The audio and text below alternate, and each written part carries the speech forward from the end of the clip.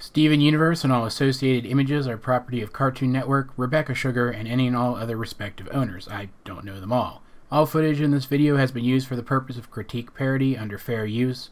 Please support the official release. Hey guys, this is AJ22 coming today with another theory video. Technically speaking, it's part of my theory video series.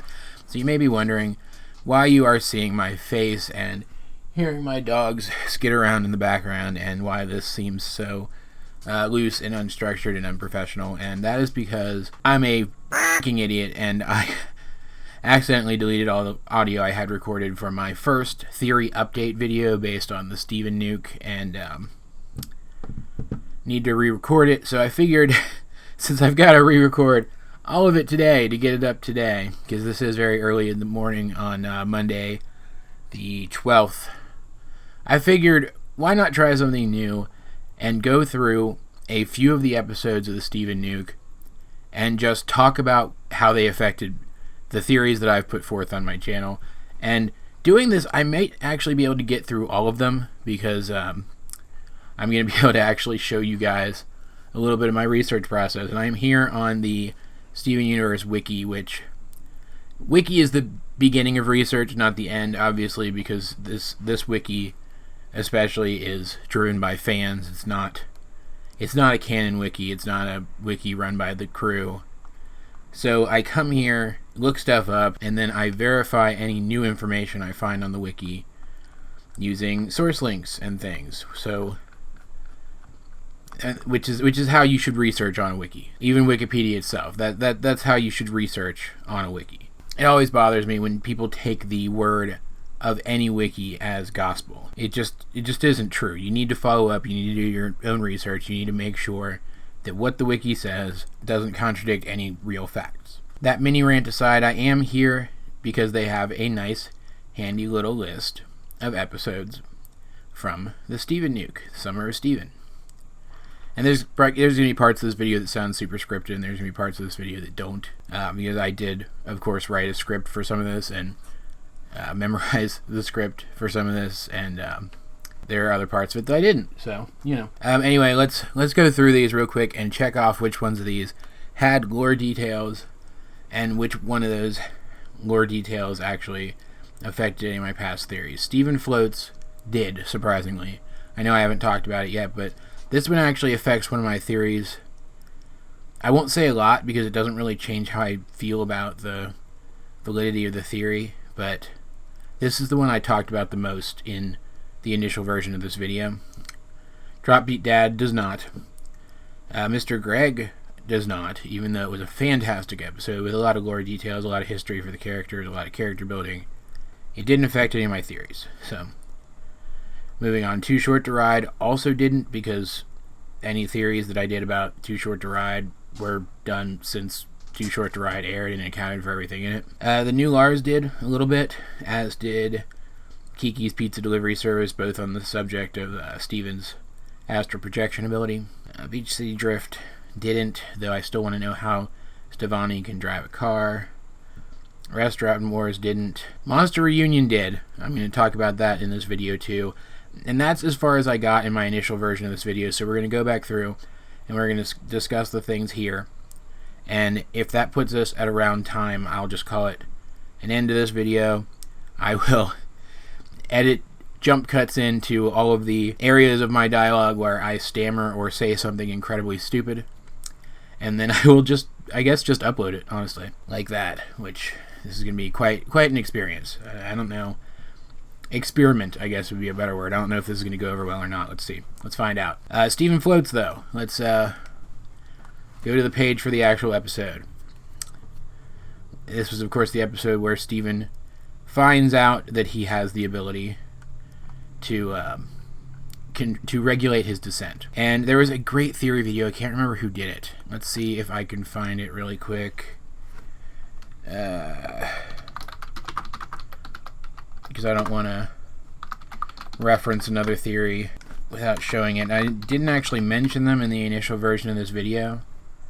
Here we go. It's by I keep getting these stupid ads for this guy who's running for Senate in my area. It's freaking stupid. It's by Cartoon Universe, And it's specifically, it talks about warp pads, floating black holes, and gravity manipulation. And I just have a couple of issues with it that I'm not going to go into here because this is not a video to criticize someone else's video. But the point is, in that video, they talk about how the other gems with their holographic bodies could conceivably regulate their descent. That's something that they could conceivably do just as a general gem ability. The fact that they don't have that ability is kind of odd, actually, because they give their bodies mass each time they form them. It shouldn't be that difficult to reduce that amount of mass and create a body that can stay aloft in the air. But, and they point out, and this is something that I've been thinking myself, Steven doesn't just float. He's able to keep himself up. He's able to force his body to remain floating even when excessive force is applied to it that should cause him to descend more quickly. That means that he's not just floating.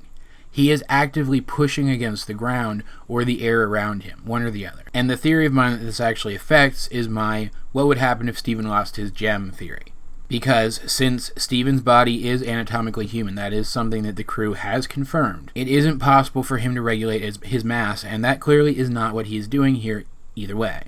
So, the only thing he could be doing, the only thing that this power could possibly actually do, is affect his buoyancy by changing the structure of the air around him, by thickening the air around him, so to speak, so that his body has buoyancy in regular air. And that's not a power that could possibly exist in his body, that's a power that has to be regulated by his gem. And yet his gem doesn't glow, and I did make a point of pointing out in that video that we can see a disparity between powers that exist in Steven's body not causing the gem to glow and powers that seem to come from the gem causing the gem to glow.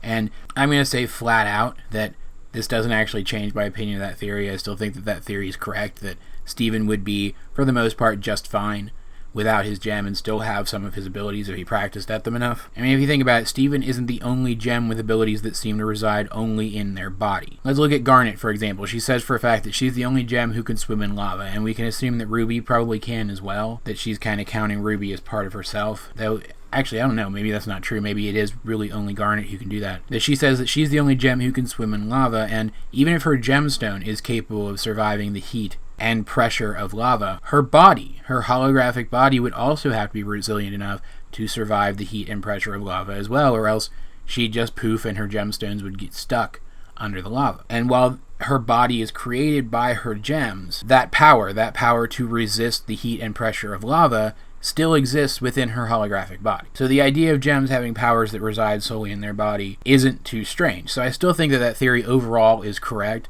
but the disparity between powers that cause his gem to glow and powers that don't is clearly not as clear-cut as I thought it was initially. Moving on to the new Lars and Kiki's Pizza Delivery Service.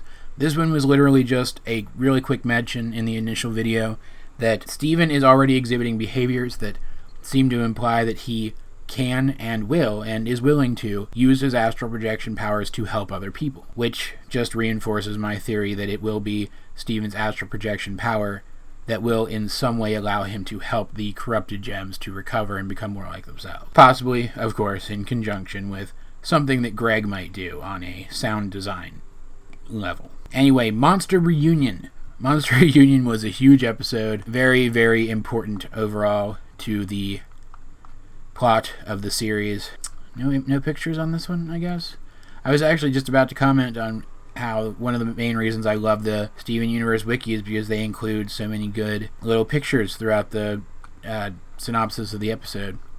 But I guess that isn't really valid at this point. Yeah, so this episode, we got a little bit of this in Same Old World, which was before the Stevennuke.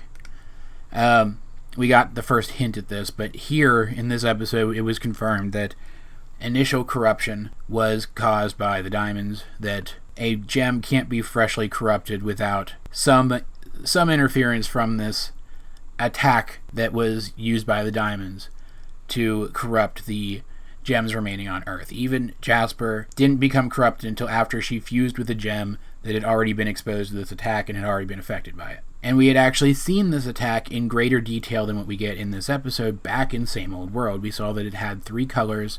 I'm actually gonna look this up real quick. Let's go to...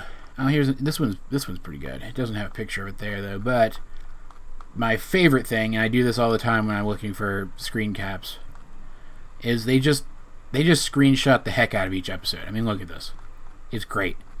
Anyway, during Lapis' story, we get this scene here, which is a flash of light, and it's accompanied in this particular episode with little snippets of the diamond scores as we've gotten them so far. Sounds associated with the diamonds, and we have the colors of 3 of the diamonds taking up 3 regions of this circular flash of light. So, based on what we saw here, and the information we get in Monster Reunion, we do know that this is the attack that the diamonds used to corrupt the gems remaining on Earth. That the gems on Earth would have had to both see and hear this flash of light and the accompanying sound or song, depending on how you want to interpret it, in order for their bodies and minds to become corrupted. And the theory of mine that this actually affects is my very, very old Who Are the Diamonds theory, which I just rewatched recently to prepare for this video. That's the one where I discuss the possibility that the diamonds are already here on Earth, at least some of them anyway. And now we know that is almost definitely not true, because this blast comes from high orbit, presumably as the diamonds, the remaining diamonds, because we do know at this point that Pink Diamond was shattered at some point prior to this, that the surviving diamonds are leaving the planet. They're evacuating the planet.